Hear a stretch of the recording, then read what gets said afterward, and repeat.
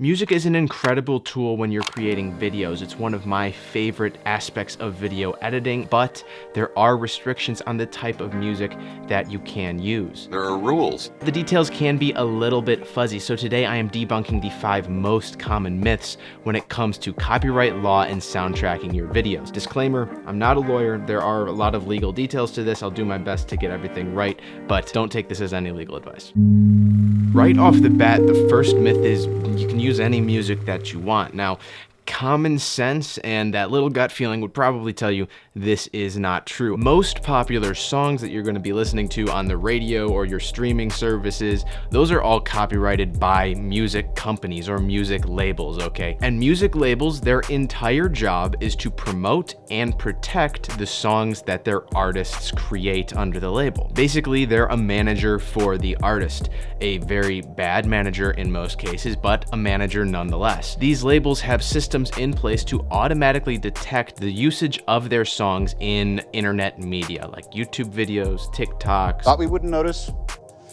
but we did. So if you use your favorite Coldplay song without permission from the label or from the artist, you're gonna get a copyright strike. Now, is this problematic? Yes, usually. In most cases, what will happen is the label will claim all of the ad revenue from your video and allow it to be left up on YouTube. This is the best case scenario. You don't make any AdSense off of it. It all goes to the label, but your video remains up. In some cases, they will completely strike down your video and get it removed. And in the worst cases, you could get sued for posting a video using songs that you don't have permission for. So don't do it.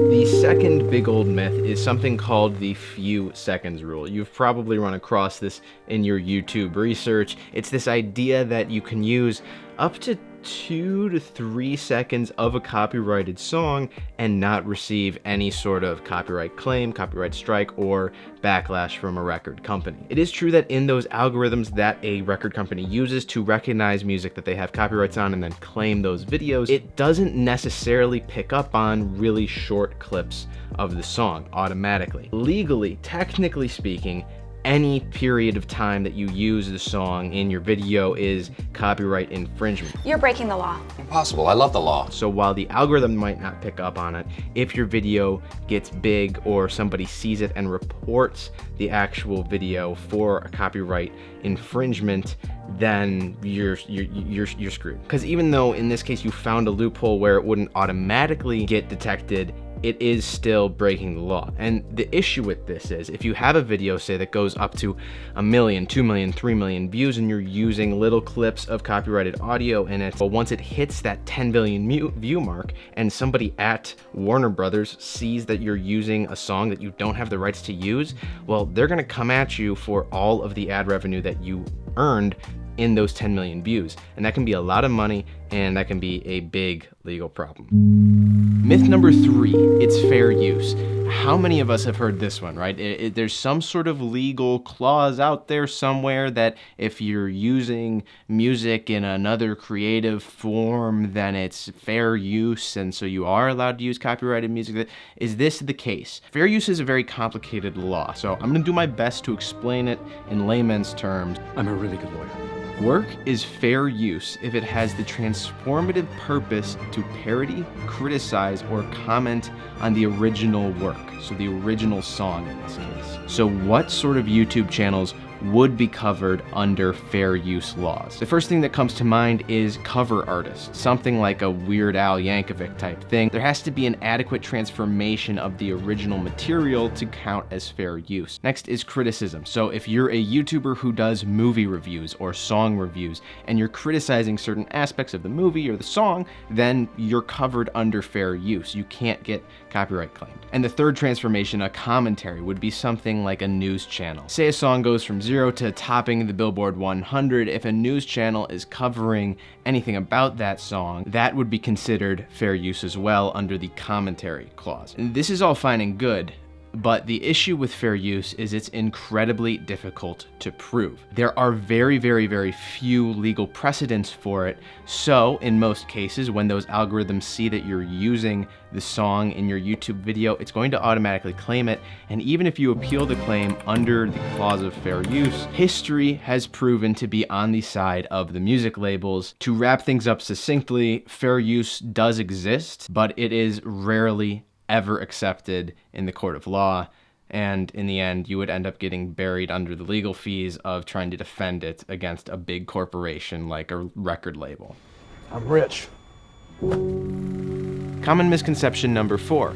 I bought the music, so can't I use it any way that I would like to? Just buying a copy of the music is not the same as owning the rights to use the music. The rights of the music are completely separate than a copy of the music. The rights belong to the artist or the label, and by them selling you a copy of the song, they're not relinquishing their rights and ownership of the music, they're just making a copy for you to listen to. However, these rights to use the music in a new media can often be purchased by the owner. That's why you hear popular songs in things like movies and ads. The thing is, it's just really expensive to do so. We're talking thousands of dollars, which if you have a multi-million-dollar movie budget isn't such a big deal, but when you're talking about a YouTube video, a much better option for us creators is to use something called royalty-free music, which is a lot less expensive and way more flexible. I always get all of my music from today's video sponsor, Epidemic Sound. Instead of having to buy the rights to every single song that I use in my YouTube videos, Epidemic Sound handles it all. It's an online library where they've compiled over 40,000 tracks from incredibly talented artists. I have a link in the description below where you can start using Epidemic Sound totally for free for 30 days to see all the amazing songs that they have, and you can even use those songs in your videos without ever worrying about getting copyright claimed for it, all in the free trial. Basically, the way this works is Epidemic Sound owns all the rights to the songs, so they have the ability to grant you permission to use those songs in your videos without running any risk of copyright claims. It is incredibly straightforward, and in my experience, having reviewed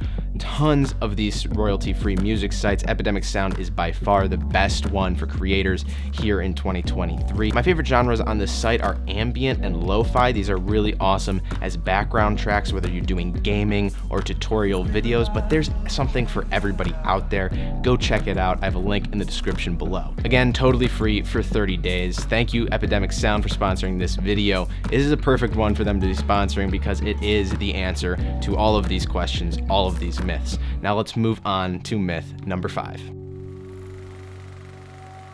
I'm a small creator, so I'm safe. I'm safe from copyright strikes. It doesn't matter anyway because I'm not monetized. There is some truth to this. Because you're not monetized, you're really not out anything if you receive a copyright claim. It's not a strike, it's not gonna damage your channel in any way, it's just you're not receiving any ad revenue and you weren't gonna receive any anyway. But dude, you don't want to remain a small YouTuber, right? You want to get big one day, and you totally have the ability to do it too if you buckle down. I believe in you.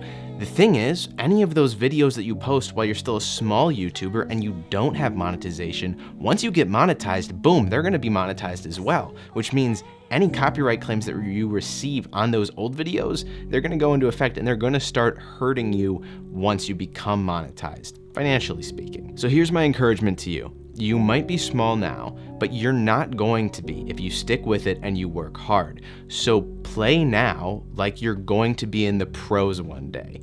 Work hard every single day because the work that you put into your videos now, it's going to last in the future, and you could be reaping the rewards of a great video that you post tomorrow. You could be reaping those in 2-3 years. What I want you to come away from this video with is the confidence that you're doing everything now the same way that you'll be doing it when you have 1 million subscribers. So keep going, keep working hard, use copyright-free music, use royalty-free music. I believe in you. If you want to learn more about royalty-free music, check out this video where I go over my favorite options and which one might be best for you.